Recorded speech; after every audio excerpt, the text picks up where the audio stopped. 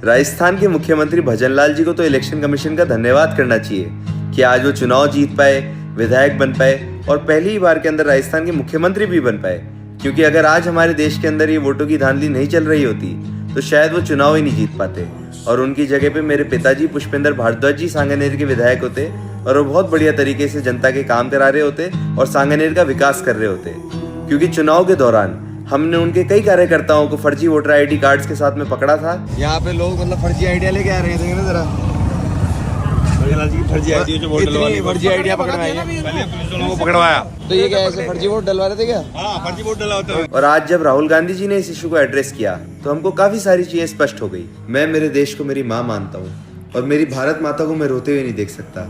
आज मेरे देश का लोकतंत्र खून के आंसू बहा रहा है। राहुल गांधी जी की रीसेंट प्रेस कॉन्फ्रेंस के अंदर उन्होंने हमको सबूतों के साथ दिखाया कि कैसे एक विधानसभा के अंदर लाख लाख फर्जी वोट डाले जा रहे हैं, जहां अप्रोक्स 11,000 फर्जी वोट एक ही आदमी के नाम से अलग अलग वोटर आईडी कार्ड से अलग अलग बूथों पे डाले जा रहे हैं, जहां पर नकली और इनवैलिड एड्रेस जैसे कि हाउस नंबर 0 से अप्रोक्स 40,000 वोट डाले जा रहे हैं, जहां पर दिखाया जा रहा है कि एक कमरे के घर के अंदर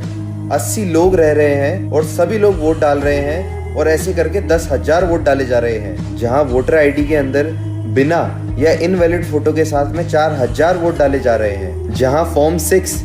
जो कि उन लोगों के लिए होता है जो जीवन के अंदर पहली बार बालिग होने पे वोट डालने जा रहे हैं, वहां पर किसी वरिष्ठ महिला जैसे कि 70 साल की शकुन रानी जी के नाम से 30,000 वोट डाले जा रहे हैं। और आज आप ये मत सोचना कि 1 लाख वोट कम होते हैं, क्योंकि हरियाणा के अंदर कांग्रेस की सरकार सिर्फ 8 सीटों पर हारने की वजह से नहीं बन पाई थी और उन 8 सीटों की हार का मार्जिन सिर्फ 22,779 वोट्स का था।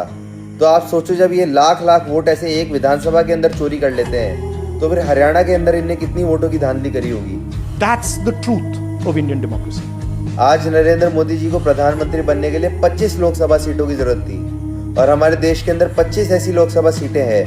जहां पर 33,000 से भी कम के मार्जिन से बीजेपी की सरकार जीत के आई है।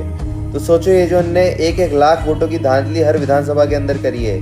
इसका इनने कितना फायदा उठाया होगा। और हम लोग इतनी दूर की बात क्यों करें, हमारे राजस्थान के मुख्यमंत्री भजनलाल जी तो खुद ही 48,000 वोटों से जीत कर आए हैं, तो कहीं ये भी उन्हीं 1 लाख फर्जी वोटों के कारण ही तो मुख्यमंत्री नहीं बन पाए, क्योंकि इनके कार्यकर्ताओं को तो हमने खुद रंगे हाथों इन फर्जी वोटर आईडी कार्डों के साथ में पकड़ा था। तो साथियों, आज बात बीजेपी या कांग्रेस के सपोर्टरों की नहीं है, बात है हमारे देश की। और हमारे देश के अंदर प्रत्येक व्यक्ति का ये हक है कि वो अपनी सरकार खुद चुने, चाहे वो कांग्रेस की हो चाहे वो बीजेपी की हो। और मेरा तो सोच के भी खून खोल रहा है कि इलेक्शन कमीशन की और बीजेपी की सरकार की हिम्मत भी कैसे हुई कि उनने ये सोच लिया कि वो हमसे हमारे वोटिंग के अधिकार छीन लेंगे।